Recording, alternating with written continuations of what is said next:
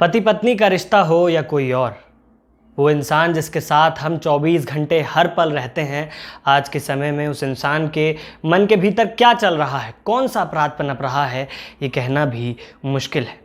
नमस्कार, स्वागत करते हैं आप सभी का। आप कुंवर टाइम्स देख रहे हैं, मेरा नाम है कुंवर। आज की सच्ची घटना छत्तीसगढ़ से है। छत्तीसगढ़ में एक इलाका है बालोद। यहाँ के रंचिरई थाना क्षेत्र के पास एक गांव है जिसका नाम है सरकौंद। इस सरकौंद गांव में एक घटना हो जाती है। दरअसल इसकी पृष्ठभूमि यहाँ से नहीं रखी गई थी। इसी छत्तीसगढ़ में एक और गांव है। इस गांव का नाम है राजनाथ गांव। इस गांव में एक दंपत्ति रहता है, पति और पत्नी। पति का नाम लक्ष्मण गेंडरे, पत्नी का नाम तरिणी गेंडरे। दोनों साथ साथ रहते हैं, खुशी खुशी रहते हैं। लेकिन एक दिन तरिणी और लक्ष्मण में लड़ाई हो जाती है, झगड़ा हो जाता है और वो इतना बढ़ जाता है कि तरिणी अपने पति का घर छोड़कर अपने मायके आकर रहने लगती है।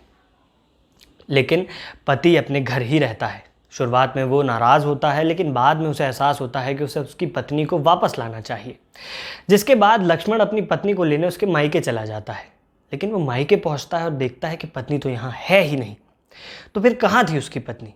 उसे पता चलता है कि छत्तीसगढ़ के इस बालोद इलाके के रंचिरई थाना क्षेत्र के पास एक गांव है जिसका नाम सरकौद है। दरअसल वहाँ पर एक घर है, पत्नी तो वहाँ है। ये घर किसका था? ये घर था इस पत्नी के जीजा का। ये चल पड़ता है इस घर की ओर अपनी पत्नी को वापस लाने के लिए। लेकिन जब वो वहाँ पहुँचता है तो उसके होश उड़ जाते हैं देखकर जो वो देखता है। और जो वो देखता है उसको देखकर वो दानव बन जाता है। दरअसल जब वो इस घर में घुसता है तो वो देखता है उसकी पत्नी तरिणी अपने प्रेमी, जिसका नाम मुरली सिन्हा है, उसके साथ थी और कुछ ऐसी स्थिति में जो उस पति को नागवारा थी।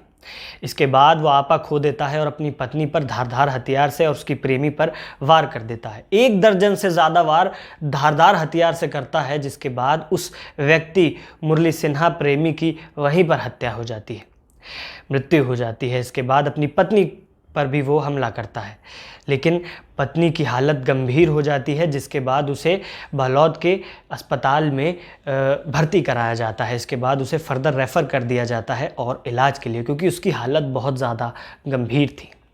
इस कहानी का उद्देश्य था आपको सच से अवगत कराना, सावधान रहने के लिए कहना। आपको ये वीडियो कैसा लगा कमेंट कर ज़रूर बताएं।